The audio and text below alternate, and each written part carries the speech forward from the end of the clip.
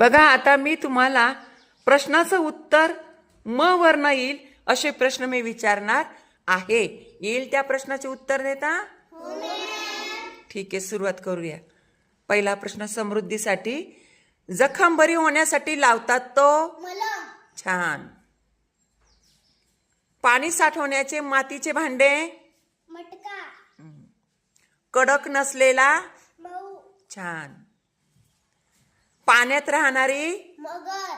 छान. एका फळाचे नाव सांग. मोसंबी. छान.